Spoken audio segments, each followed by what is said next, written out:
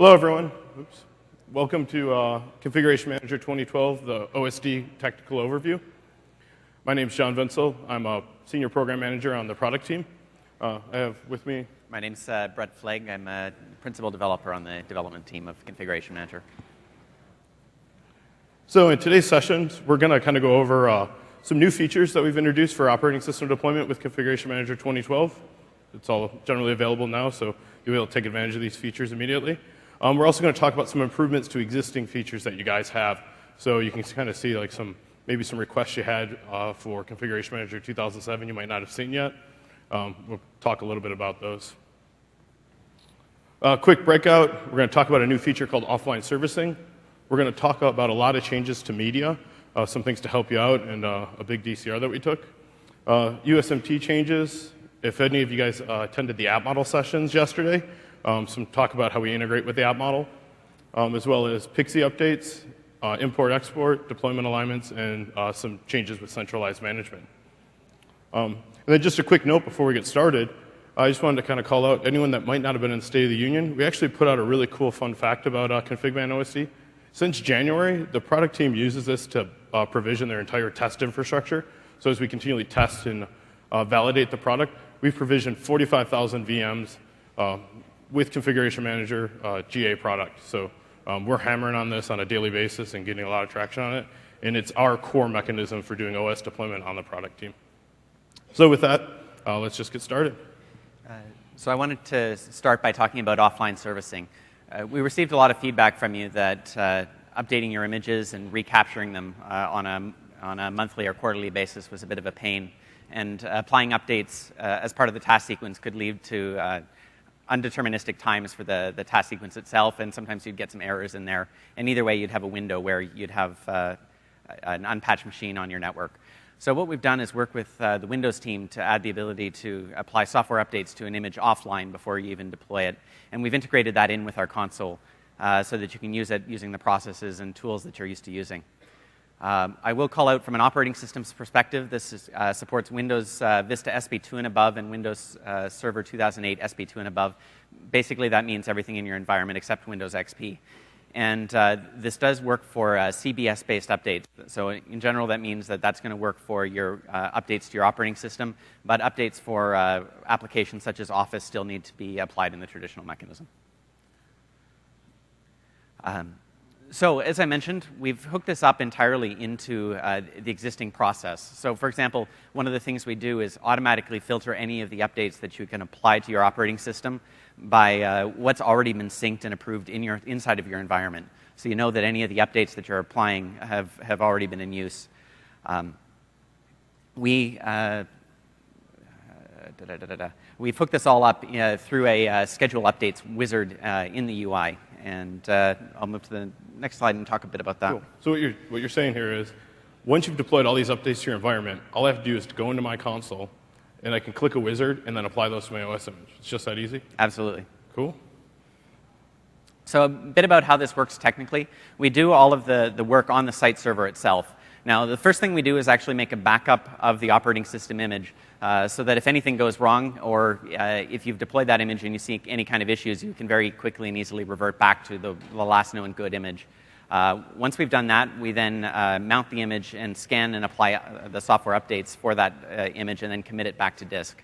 Now, as you can imagine, this is an I/O-intensive process, and so you may not want to do it during the day. So we give you the ability to schedule at something like 2 a.m. in the morning to make sure that it's less impact onto your system. And I think, John, can I just go straight into the demo? Yep. Perfect. So let's just show you how this works. Perfect. Perfect. Thanks, guys. So here we are in the System Center 2012 Configuration Manager console. And I'm going to click on the Operating System Images tab. And you can see here I have a Windows 7 Enterprise image already loaded. I can launch into this new experience by clicking the Schedule Updates action on the wizard bar. You'll notice here that the updates are automatically filtered by the architecture of the image. And I have the ability to select which of the updates. Again, the update list here has automatically been filtered by updates that have already been improved in my environment. Now, normally I could just do all, but for the sake of the demo, I'm just going to apply a couple of these.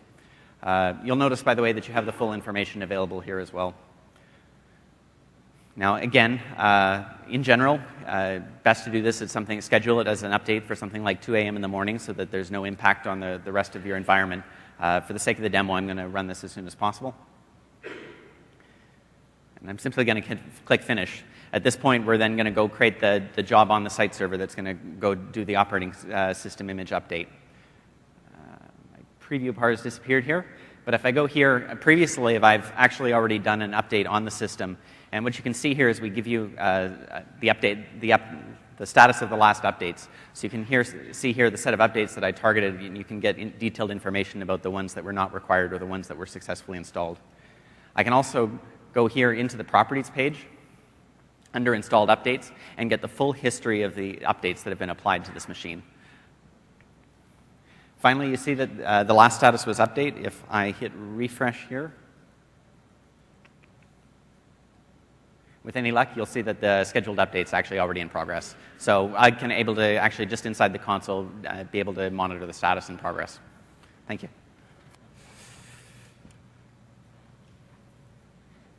And from a product team side, again, we're using this feature internally to continually update our images, deploy our environment. So it's helped us reduce our overall deployment times by 30 minutes to 60 minutes for a normal image, and it's reduced the amount of time we've actually had to go and do those build and captures on those images. So from us, it's just been hundreds of hours of savings on our test environment, just getting things up and running and testing the product out for you guys.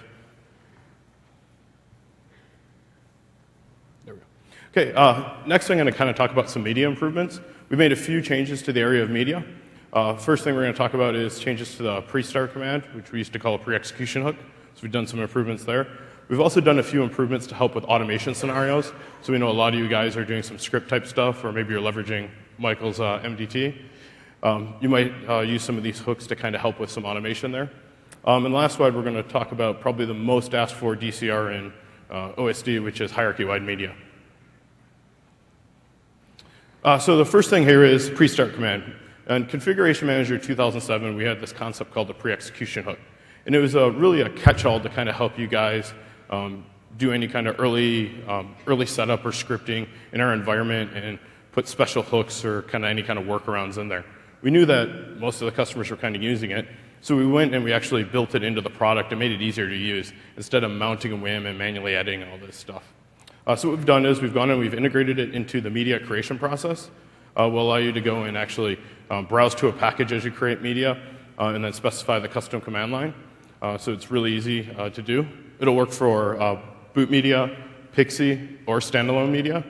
For capture media, it obviously doesn't work there.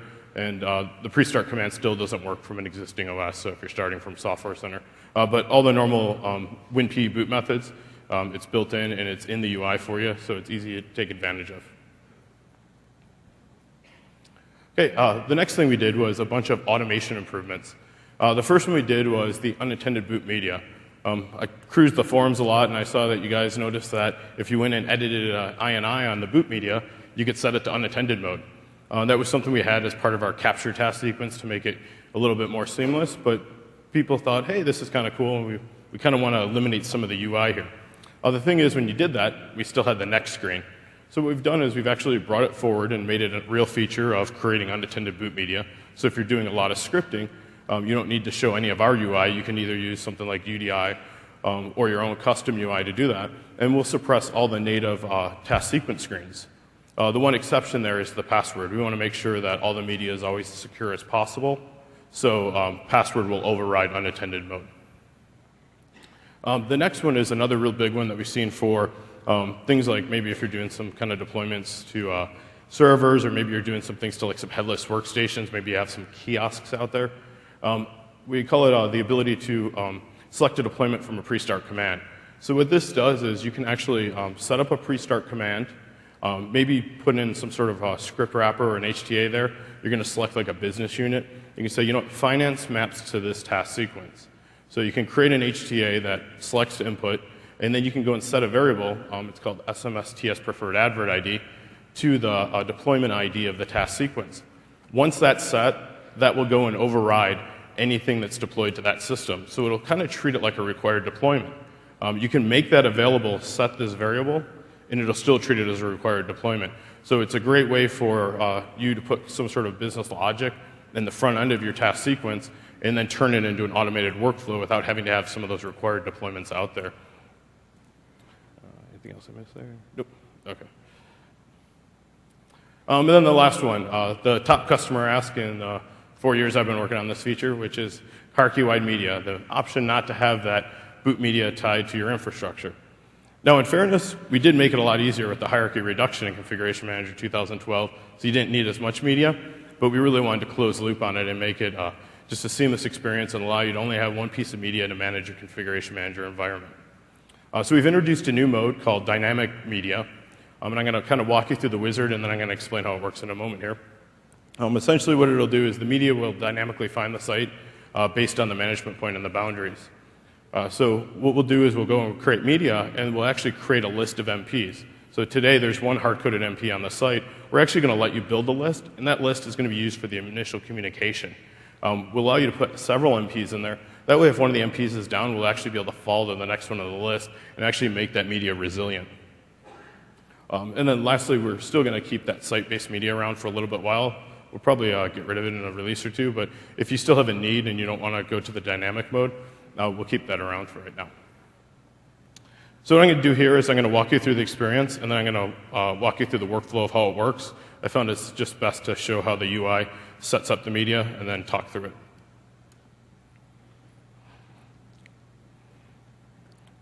Okay, so I go over to my task sequences node, and I go create task sequence media, and create bootable media, hit next. You'll see the two options here. I have dynamic media and site-based media. Naturally, we think most people are going to use dynamic, so that'll be our default. The same options we have today for setting up a USB or a CD. So I'll just create demo.iso. Again, we also have the options to set a password. For the sake of a demo, I'm not going to set any password.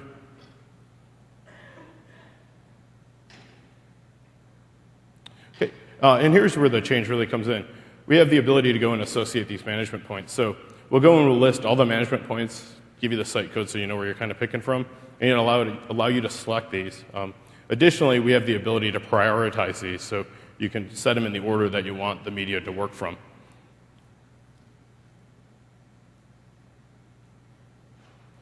One other quick change I'll just kind of call out because it's kind of nice. It makes it easier with the new hierarchy design. We've also made a nice little picker here for when you're selecting a distribution point. I went to a few customer sites and noticed that that old drop-down we had got a little overwhelming, so just a little UI enhancement for you guys. Then again here I can go set a pre-start command like I had just talked about, and then create my media. So it's just that simple. It's just one new page in the wizard, and it allows you to go and select that management point that you're going to need for the initial communication. And like I said, select one to many so you have some resiliency.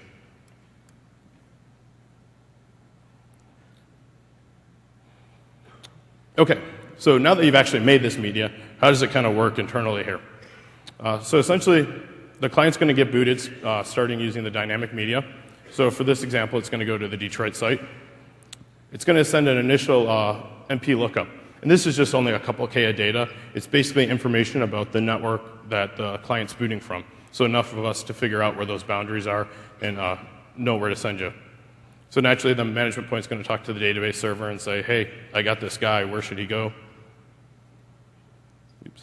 Get the request, compare it to all the boundaries that are set up, send the proper MP information back to the client. So it's going to say, hey, you don't belong to my site. You actually belong to that Berlin site over there. Then the client's going to go and connect to the Berlin site and actually do his OS deployment from there. So it'll do an initial lookup request, send a few K of data, and then dynamically figure out what the actual MP it needs to use for the rest of the deployment is, and it'll actually run all the information from that local network topology at that point. Pretty cool? No. You doing USMT? No. No, okay. All right, next one. If you guys are using USMT 4.0 with Configuration Manager 2007, you probably know it takes like 14 different steps to set that up and get it working for hard links.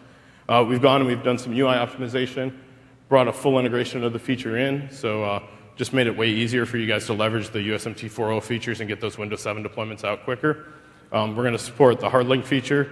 We support the offline feature, so if you want to do any of those captures from WinPE. In fact, our internal MSIT team only does the capture from WinPE. That way the capture is always taking place, whether they're just rebuilding from boot media and not starting from Software Center, or if they are starting from Software Center. So it just makes it easier from their troubleshooting standpoint. And then if you wanted to use the shadow copy feature, we added the support for that in there as well. We'll talk about applications, though. So hopefully folks had a chance to go take a look at the application labs yesterday and throughout the week to see how the new app model works in the system. Of course, it wouldn't be complete unless it was also in your operating system deployment, and hopefully we don't disappoint. Before we get to the new stuff, though, I will mention that the install software action is still there. It's been renamed the install package action, so you can rest assured you can still use all of your existing packages and programs as well while you're moving to the app model, or for the specific things that packages and programs tend to do well. So a couple of quick notes on the implementation. What we'll actually do is we use all of the core client infrastructure, which is pretty cool in that you actually make sure that you have the exact same set of troubleshooting steps, and you're assured that the behavior is the same way. For those of you who are familiar with the old install software action, there were some slight differences with the client that ended up kind of biting you on occasion. And so the fact that we're actually integrated in with the core client and using all of the same code certainly makes that simpler. The other cool thing you get with that is dependencies. So when you have the app model, apps can have a rich set of dependencies, and we automatically track those back and install the dependencies if they're not already on the system. So it's really cool. If you guys have spent any time with this app model yet, you'll notice it's a really rich interface that you can go and create complex rules and do complex delivery and take all that stuff you used to do on the back end and simplify it and get rid of the script wrappers. All you have to do is go and click it and add it to the UI. You don't have to do test sequence conditions. You don't have to do your own custom scripting. And we're just going to leverage through the normal client SDK. So we made it real easy to integrate with all the hard work that you're going to put into app and optimize it. And it's just going to be real easy to use. And like we said, the dependencies, one-to-many for all the online deployments. We're just going to take advantage of that. So it should simplify your task sequence all up, and you don't have to create these 100 or 1,000-step task sequence with multiple apps and dependency chains. So hopefully it's made it a lot easier for you guys to deploy OSD. So I'm not going to demo the install application action today, but I will just show the UI here and call out a couple of the key things. First of all, as before, you can directly specify the set of applications that you'd like to install. Now, one of the things we noticed when we looked at your task sequences was that you'd have these long chains of install software actions, and rather than making you use groups and complicating your task sequence, we actually allow you to multi-select the set of applications that you install in here. So using the UI, you can select up to 9 applications per action, just to help group those a little bit better for you. We've also worked with our friends over in the MDT team, and we support the dynamic variable list that they tend to populate using the set of scripts, so that you can install up to 99 applications using the variable.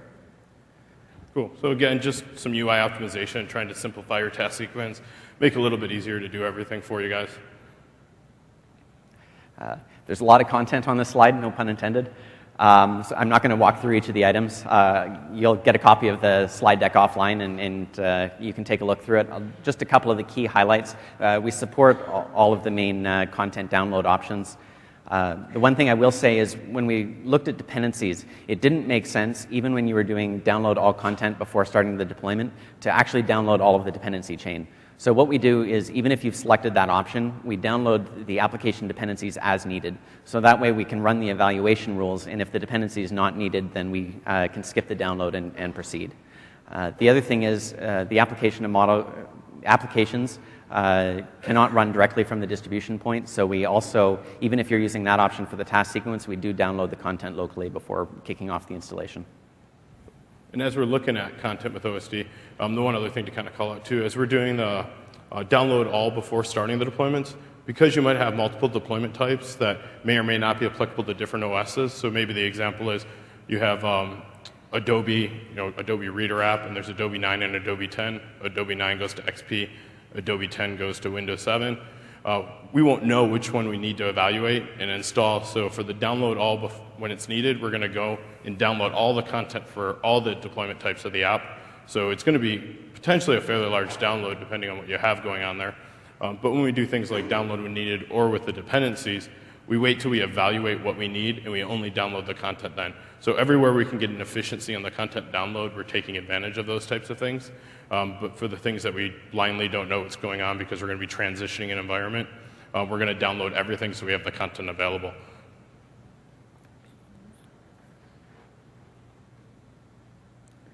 Okay, so again, lots of time spent on integration with the application model, integration with the user-centric vision. We're still deploying OSs to machines where we're trying to optimize as much as we can for the end user. We talked a little bit about user-device affinity in the application sessions yesterday. We're going to touch on how we can actually integrate it to an OS deployment. So we've gone and we've added the ability to script in setting user-device affinity as part of the OS deployment. It sets the relationship from when you're starting from bootable media, Pixie, or pre-staged media. If you're using an existing OS, so you're going from like Windows XP to Windows 7, we'll maintain that relationship for you. We just won't allow you to change it. But any new PC builds, we give you that option.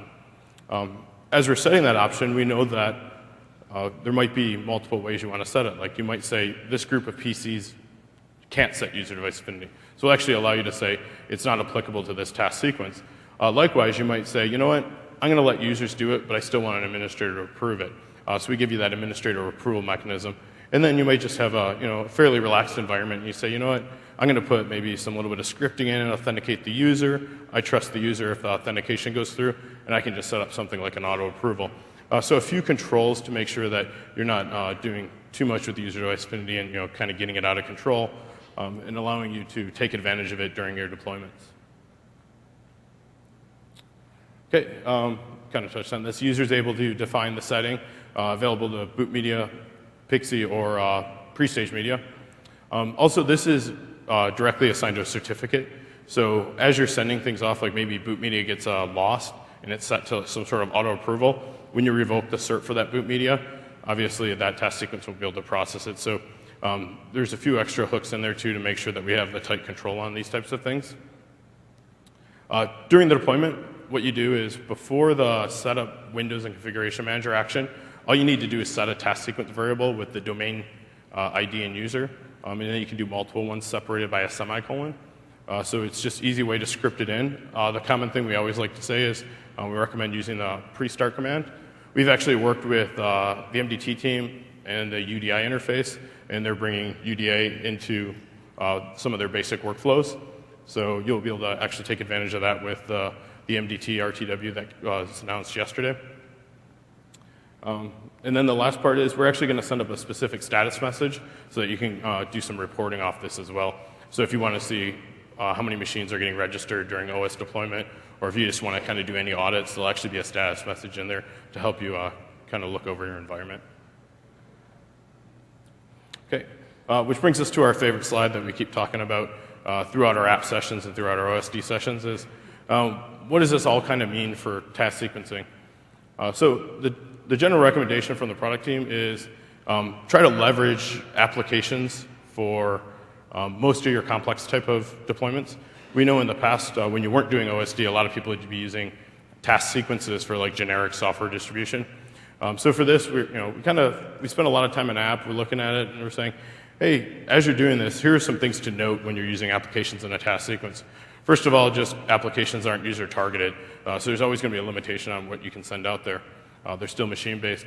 Also, apps are designed for dependencies and version management and supersedence. So if you're doing any of the complex things with app and you're doing supersedence or some of the inline revisioning, you don't get the full advantage of it in the task sequence. It's just kind of more of a fire and forget and doesn't do that state-based. So that's just something to kind of keep in mind there. We're not going to prevent it, but we're just going to say, hey, as you guys are task sequencing, kind of think about what your need is and look to just basic apps for these types of things. Now, naturally, we know there's a ton of reasons you need to install apps in a task sequence. That's why we've spent some time on it. We're going to go ahead and we're going to install anything that we need state restore on. But with user device affinity, we just also want to call out that you can go in, set pre-deploy on these apps, and when we exit the task sequence, those will automatically install. So hopefully we'll be able to simplify some task sequences, leverage some applications, do some of that user device affinity and just streamline the whole process there. So I'm just going to touch a little bit on some of the work that we've done on the Pixie Services Point. What you'll notice if you've been playing around with the console this week is the Pixie Service Point role actually no longer exists. What we've done is when we looked in your environments, we found out that a lot of the times you ended up co-hosting a Pixie Service Point with a distribution point in your remote locations. And so what we did, along with a couple of the other OSD-specific roles, was actually combine that in with the distribution point and really just make Pixie Services an optional component on top of distribution points. We get a lot of cool things with that actually going on as well. It used to be the Pixie Services Point would actually connect to the site services database to be able to look up the client. We've changed that around now so that it actually queries the MP, and it really gives you a much higher increase in scale. So we go from being able to support about 75 Pixie Service Points per site to now up to 5,000 Pixie-enabled distribution points per primary site. And just to kind of go a little more detail, we know there's a lot of feedback on Pixie Service Point in Configuration Manager 2007. So if you look at the numbers here, I think we hit some really nice scale numbers for you. Again, we're going to allow for up to 5,000 Pixie Service Points with the new architecture attached to a primary site. Just to understand, as you're doing it, we still have a little bit of funny math going on here, where you'll need to, you can't have more than 250 per site. So for an overall primary site with some scaled out secondary sites, you can have an aggregate of 5,000. We just don't support more than 250, and it's a little bit more of a DP limitation, 250 distribution points tied directly to a secondary site or directly to a primary site. Then again, that whole aggregate can be 5,000. So if you're scaling out your network topology with secondary sites, no big deal. If you're directly attaching, which if you get to 5,000, you'll probably want to scale out with the secondary just to get your content offloaded. So there's a little bit of math that you'll still need there, kind of like the old 75 with no more than 10 per site. Just something to kind of call out. And the real benefit of that, as you mentioned, even with the secondary sites, is that you get the fan out of content, so you're not replicating the same content over and over across common sets of links. So. Yep. One thing we don't talk about here specifically is multicast still does rely on site count. So if you're using a lot of multicast, the scale numbers will reduce due to some limitations with too many servers with site count. We do know multicast is mostly for those large campus and data center situations, so we haven't seen the requests get up to like 5,000. But we know that customers using branch offices definitely want to get those Pixie scale numbers up. Cool. So the other optimization that we did, for those of you who remember, we used to have distribution point shares on Pixie servers, which we used to actually get the boot image out to the Pixie server. At the end of the day, those ended up, I think, causing more confusion than they were worth because people would end up distributing extra content to those automatically. So what we've done is actually eliminated those and instead moved that option to say whether a boot image can be used for Pixie onto the properties of the boot image itself. Now, under the covers, we still use a lot of the same technology, and so we actually still have 2 copies of that boot image package on the distribution point, but the idea here is that we really try to simplify the administration. Again, as I mentioned before, we still leverage Windows deployment services. One of the cool things I think we did in this release is automatically deploy Windows deployments, or enable the Windows deployment services role to a distribution point if it's not yet enabled. So you don't necessarily have to go and spend all your time getting the prereqs ready to go. We'll just automatically detect and install that if it's not ready. And as with the distribution point, the Pixie Services Point is supported on both x86 and x64.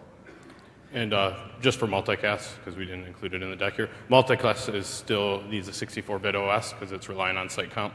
So distribution point with Pixie is all 32-bit for Windows Server 2003 SP2 and later. And then if you do need multicast, obviously that was a Windows Server 2008 feature, but it won't be supported on Windows Server 2008 32-bit for Configuration Manager 2012. Cool. So we'll have all those options for you.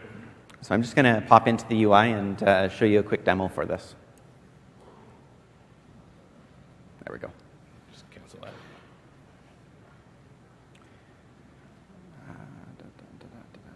So I can now I can either enable the Pixie Services point when I install a new role, or I can actually go into an existing distribution point that I've got here and enable it. So I'm just going to go into Properties. And you'll notice on the Pixie tab, I now have a checkbox to enable Pixie support for clients. I have to agree that we're going to open the firewall ports for this.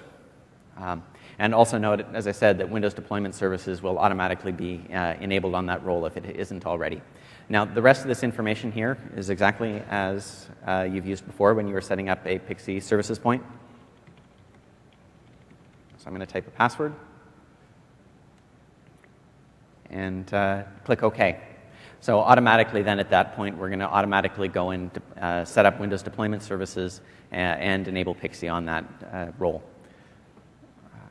One thing to note, if anyone's downloaded and used 2012 product currently, you'll notice when you set up a distribution point, we actually give you a checkbox to opt into IIS, or Internet Information Services. For Windows Deployment Services, it's just going to happen. We know that Pixie absolutely needs it, so there's no opt-in. It's just going to get installed. Now, if you go ahead and you pre-install it, we'll recognize the installations there and not disrupt it, so maybe you're co-locating WDS with some other Pixie stuff. We won't go and tamper with that installation too much. Just put our provider in there. We'll install it only if it's not there, but you don't opt into it. We know that it needs to be there, so we're just going to go and install it. We'll note down here on the preview pane that you can actually see that we do actually list on this particular role that we've got the operating system Pixie point enabled. And in this particular case, we don't have multicast enabled, but it can be enabled in exactly the same place I was before. Now I'm going to jump back to the software library and go take a look at my boot image just so I can show you what I was talking about when I said you could actually, from the boot image itself, enable it for Pixie. I'm going to go to the Data Source tab, and you'll notice down here we have a new option that says Deploy this boot image from the Pixie service point. If I enable that and deploy this boot image to the distribution point that has a Pixie services point, we're automatically going to make this boot image available for Pixie at that point. And the really cool thing about that, I think we covered in one of the infrastructure sessions, with the changes we've done to the distribution point and content management, we're not going to send it twice over the network.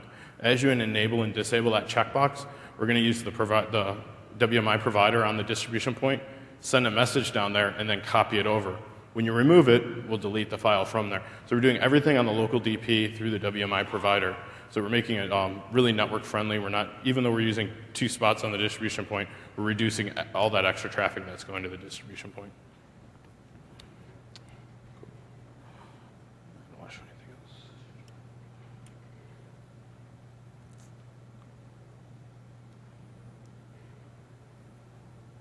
There we go.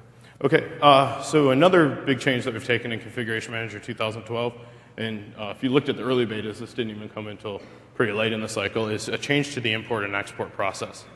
Spent a lot of time over 4 years working with customers. As we were developing app model, we were using software distribution through task sequences for a lot of our things, and I was constantly looking at these XMLs and then trying to figure out what the XML referenced and how the test sequence works and what metadata was being referenced there. And we're like, this isn't really effective for sharing between communities or going between test to production. So we've gone and we made it a more robust process. So we now have the ability to go and export a task sequence with dependencies. So we give you a few options. The first option is we're going to go and allow you to export it like we do today. Just a really flat reference. It'll contain the metadata of the task sequence with pointers to the objects that are there. The cool thing is when we go and import, and it's just those pointers, if those objects already exist, we're going to link them up for you. If they don't exist, they'll still be bad references like you would see in Configuration Manager 2007 today. So similar parity to 2007, we have that today. We also have another option there that's export with all the related references. So not only can I take the metadata of the task sequence, I can take all the packages, drivers, driver packages, boot image, OS image, applications, and take that as a collective set. So it makes it real easy when I build the test sequence, test it, validate it, know it's all working, to go between my test to my production environment. Or maybe I want to just keep a backup if I'm going to do some major changes to it, and then I can pull that back in and revert it or create a new copy of it. And then the last one is we allow you to go export it with all those related references, and then pull the content into a common folder. So maybe you just want to go and put it, take it between 2 environments. You can go and export all the content, it'll copy it all into a folder, and then when we import, we'll go and we'll update all that source path information and create the new content snapshot where the content will copy into the content library. So 3 different experiences for that export to kind of give you different options depending on what you need to do there. Then when we go and import it, we're going to give you some conflict resolution. We know that you might have multiple references across multiple task sequences, so we're going to go and we're going to handle those. We have a few different options. for the way we handle it. If it's an existing object, obviously we'll let you go link to that. If the object hasn't existed, we'll go and allow you to create a new object. And then for things like applications that actually have built-in revision management, we can go and add revisions if we detect that it's not the exact same version of the app that was previously imported. So maybe you've updated the app, or maybe you're accidentally going back to an old app. You can either ignore it, or you can add a revision, and maybe you want to go back to the older version for some reason. So a few different ways to do the import and kind of help you guys out there as well. This will work between different hierarchies, so test or lab to production. It's great for the merger acquisition scenario. I know throughout the week we've talked about we don't have a full site attached, detached that was kind of talked about in one of the hierarchy sessions. We've gone through all the import-export processes to make it easy to move data between two hierarchies. So if you have any of those kind of merger acquisitions, you can do that. And then community sharing. I spent a lot of time with our, I think it was 30-plus TAP customers, looking through OS deployment as we were going through the stages. So it was a great way, like maybe we were troubleshooting an app deployment, or they're having Windows 7 failed deployments. They were able to just send me their task sequence with all the related objects. That plus the logs, we could easily detect and identify what was going on. So it was a real easy way to kind of troubleshoot some of those scenarios there. Again, exports can be imported to the same hierarchy, so it's a nice little disaster recovery type of thing there. And then just to note, the XML format's no longer available, so we've moved up to this new consistent format. So if you do have a 2007 site, we support the migration framework to get all those task sequences over, and then once you import and export out the Configuration Manager 2012 site, the import and export will work for just that site. Okay. With that said, I'm going to kind of walk you through a demo of it, let you see how it all works.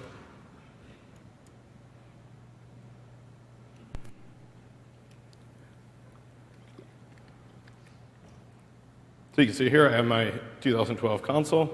I go over to my task sequences node. And what I've done is I've set up a Windows 7 SP1 image that I deployed to my corporation. If I look down here, I have several references. I have two applications, my CCM framework tools and Microsoft Mass, my boot image, my OS image, the client agent package, and USMT for my deployment. So I'll just take a quick edit here. You guys can just see the standard workflow of it.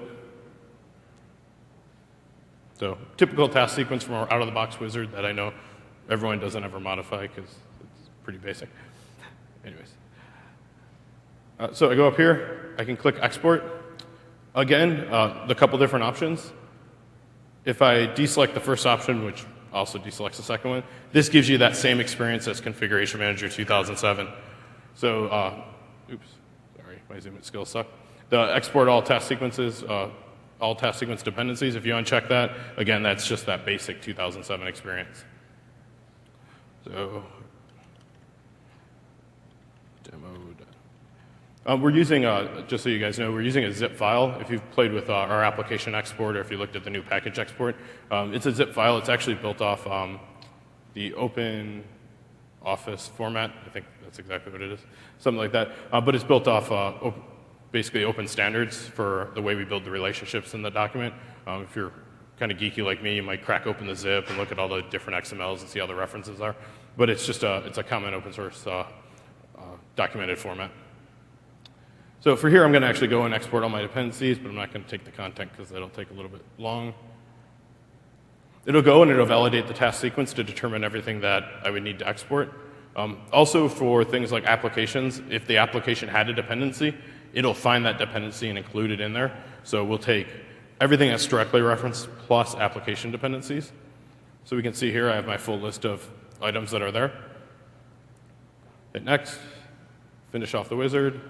So John, this is using the same framework that we're using for migration, correct? It's built off the similar framework. It's a little bit slightly different because the migration framework does a direct database attachment, takes secrets. This won't take anything like passwords or anything that would be considered private or secret data. So just like the XML wouldn't copy your domain join password, this won't do that as well. But our migration framework will do that as well. But yeah, a lot of commonality between this and our migration. And in fact, we started doing some of the initial work with app and this, and that's what kickstarted our migration framework. Okay. And then, like I said, if you just browsed here, it's just a normal XML relationship. so you can go in.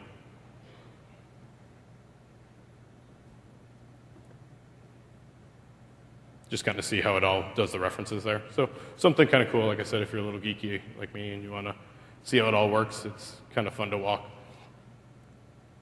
Okay, with that being said, I'm going to actually walk through an import. I had previously exported a different task sequence, so I'm going to go over here and show you that.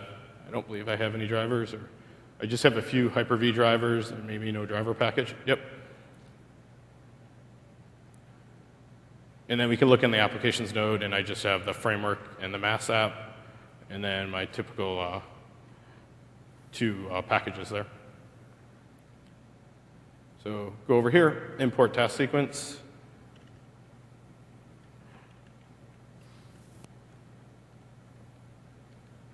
My lab files, oops. Don't hit enter.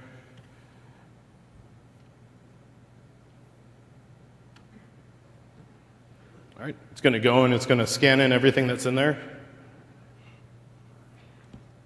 Take a second, because this one's a little bit beefier of a task sequence, some drivers, I think an extra app. So enough so you can see some of the import resolution changes.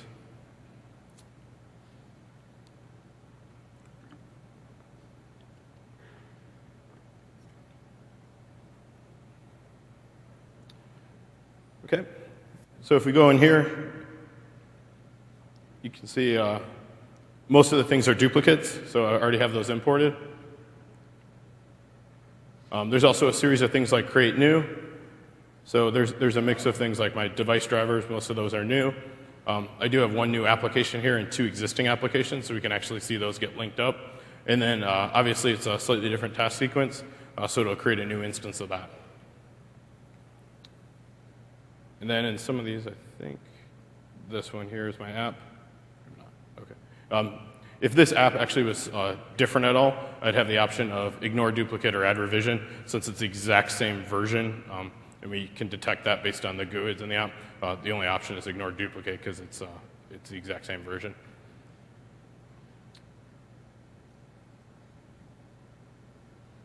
Okay, so the import process will take a moment here to go and create all those brand new objects for me.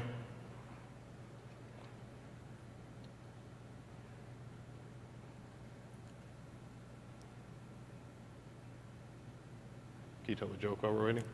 No.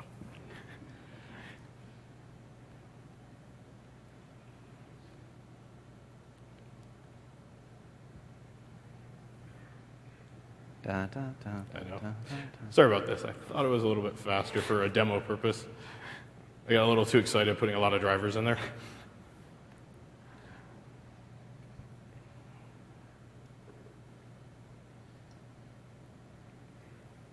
While it's going in, though, you can actually see in the background it's been creating. Oh, it's not done. Perfect. We can see Microsoft App vClient was my new application, so that automatically got added. We can see in here my driver list is a lot fuller, so I have more drivers added. Additionally, my driver package came over, so I have a driver package that contains those Hyper-V drivers. And then lastly, if we just go here, we can see there's the brand new task sequence. Has all the references here. And the coolest part is when I edit it, I don't get an error that I need to go fix a whole bunch of stuff up. Everything's in here and ready to go. Let's go to something section. So my Windows 7 image, my driver package. So really cool. Hopefully that'll make your guys' lives a lot easier as you're working with Configuration Manager OSD.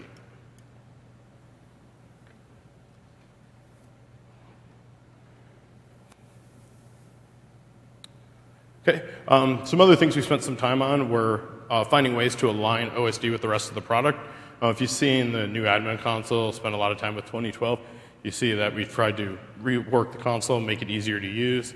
OSD was kind of jammed into its own little private node for the most part in Configuration Manager 2007. We've gone and done a bunch of alignments with deployments. So you can see a screenshot of some good deployments here. You see a mix of both applications, task sequence, programs. I go to one place to monitor all my deployments.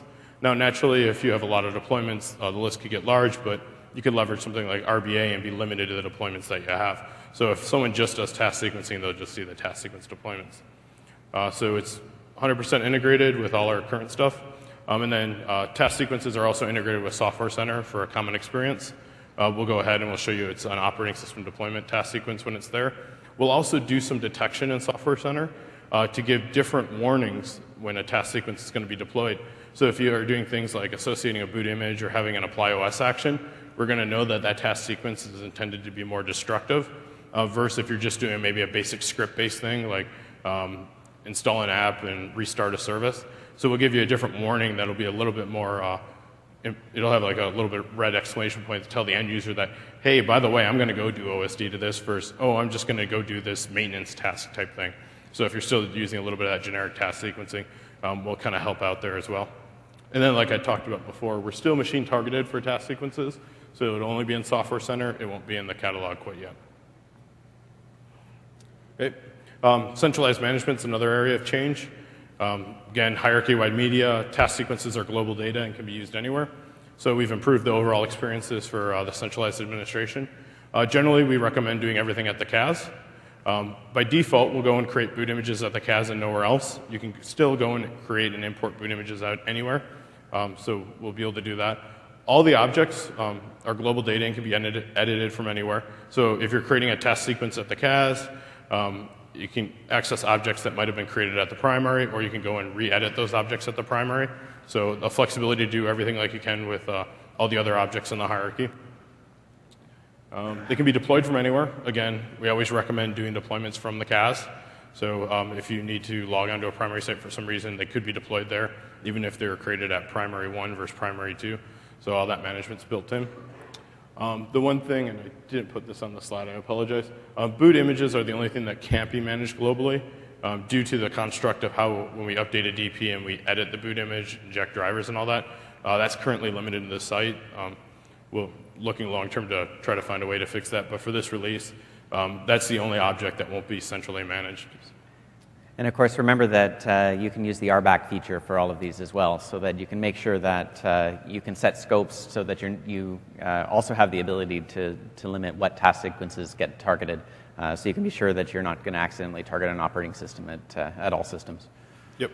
And then for computer import, you can go and import computers at any object, but when you go and you create that association, the association is limited to the 2 computers at the same site. So for example, if the source computer is at primary site 1, even if you've imported that computer account at the CAS, it'll create a relationship with primary site 1 and directly move that object there. So when you go and build that PC, it'll go get attached to primary 1. So just remember when you're doing side-by-side migrations with that association, for some security reasons, we've actually tied it to the site still. That'll be one of the things that can still be globally edited, but still has some site-based ties to it. And then, of course, we talked about PXE and distribution point roles. None of the roles will be able to be edited at the CAS or created at the CAS. Sorry, let me rephrase that. None of the roles can be directly attached to the CAS. They can be created or managed from the CAS. So the servers never directly report there, but you can do all your administration there. So lots of alignments for the centralized management. You can pretty much do everything there. If you do everything at the CAS, life is just super easy. You don't have to worry about the one gotcha of the boot media. But other than that, pretty straightforward. And that's it. And I finished early, dang. So here's some related sessions. Lots of stuff going on this week with Configuration Manager 2012. We have like 12 sessions, 14, something like that all up, most of them flowing through the end of the week. Lots of instructor-led labs, lots of hands-on labs. So if you had a chance to, we got a couple of OSD labs. I'm actually doing one at 8:30 on Friday. We hope to see you all there 8:30 on Friday morning in the instructor-led labs. More information. We've been spending a lot of time getting this information out on some blogs. So there's the OSD team actually has a specific blog that actually I think Brett was one of the guys that created for 2007. We keep passing that information. Not only does it talk about how to use the features, we're looking at publishing some continuous content that's kind of more troubleshooting that doesn't meet our core docs type of stuff. Like one of the things is, even though PXE has been simplified and changed, there's still, the normal troubleshooting gotchas because it's config-man plus WDS and a couple of systems. So we're looking to do something like maybe a PXE blog and get that out there. We also have our basic Configuration Manager team blog. That's just pretty much the aggregate for the entire team. System Center team blog, System Center and TechNet Edge. We actually posted a whole bunch of how-to videos. I'm not sure if you guys are in the State of the Union. Bill was talking about a bunch of videos where we walk through a lot of these features, like the demos we did today, and then normal Twitter stuff. So, as always, complete your session evaluations, enter to win prizes. I always hear there's cool prizes. And with that, I actually have a bunch of time for Q&A.